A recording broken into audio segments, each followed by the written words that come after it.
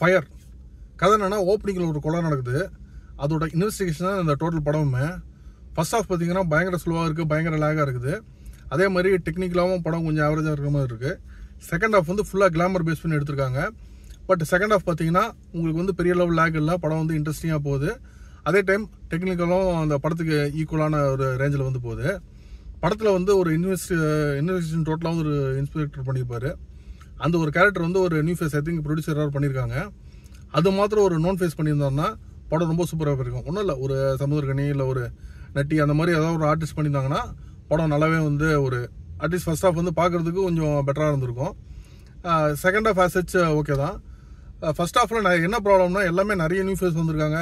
இன்ஸ்பெக்டருக்கு assistant வந்து அவர் மனோஜ் பண்ணியிருக்காரு. But still வந்து நம்மளுக்கு அந்த இன்ஸ்பெக்டர் ஃபேஸ் ரொம்ப ஓவராக காமிக்கும் போது அது நோன் ஃபேஸ் காமிச்சிருந்தாங்கன்னா இன்னும் ஃபார் பெட்டராக இருந்திருக்கும். அதே மாதிரி second half full and full படம் வந்து கிளாமரை நம்பி எடுத்திருக்காங்க. அதில் வந்து படத்தில் எத்தனை ஹீரோயின்ஸ் இருக்காங்களோ எல்லாரு கூடயும் வந்து ஒரு கிளாமர் சீக்வன்ஸ் இந்த படத்தில் இருக்குது. இந்த படத்தில் வந்து ஒரு ஃபீமேல்ஸுக்கான ஒரு சேஃப்டி கருத்து அப்படி சொல்கிறான்னு சொல்லிட்டு ஒரு விஷயத்தை பூசி முழுங்குறாங்க. பேசிக்காக அது ஒரு கிளாமர் படங்க.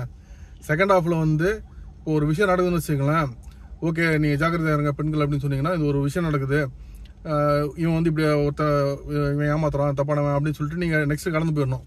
இவன் இந்த பொண்ணை எப்படி ஏமாத்துறான்னு சொல்லிட்டு ஒரு 3 நிமிஷம் 4 நிமிஷம் ஒரு கிளாமர் சீக்வன்ஸ் வைக்கிறீங்க.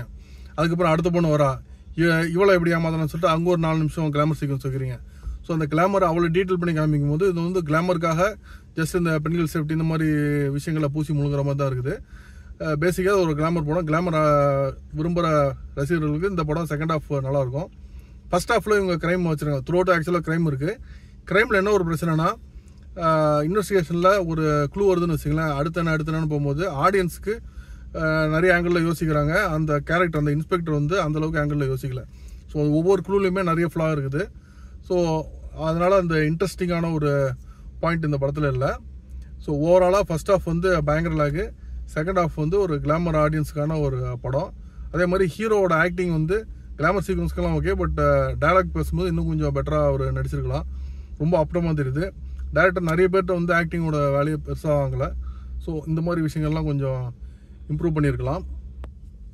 அதே மாதிரி இன்வெஸ்டிகேஷனில் வந்து கிளைமேக்ஸ் ரொம்ப சூப்பராக இருக்குது.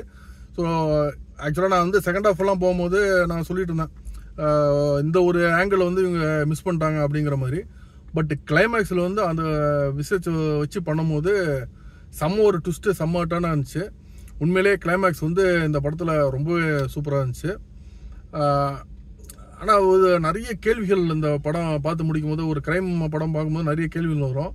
அந்த மாதிரி இந்த படம் முடியும் போது ஏகப்பட்ட கேள்விகள் வருது. அந்த கேள்விகளுக்கான விடை இந்த படத்தில் கடைசி வரைக்குமே நிறைய கேள்விகள்லாம் கொடுக்கவே இல்லை. ஸோ ஒவ்வொருத்தவங்க கொலை பண்ணுறாங்கன்னு, அந்த கொலை யார் பண்ணியிருப்பாங்கன்னு சொல்லிட்டு நிறைய பேர் மேலே போகுது.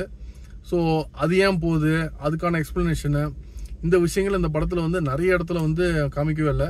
ஸோ அந்த மாதிரி ஒரு சில ஃப்ளாஸ் எல்லாம் இந்த படத்தில் இருக்குது. பட் நீங்கள் வந்து இவ்வளோ சீரியஸாலாம் பார்க்காம ஜஸ்ட் ஒரு கிளாமர் படமாக பார்த்தீங்கன்னா செகண்ட் ஹாஃப் வந்து ரசிக்கிற மாதிரி இருக்கும். பட் அவங்களுக்குமே ஃபர்ஸ்ட் ஹாஃப் வந்து பயங்கர லேக், பயங்கர ஸ்லோ.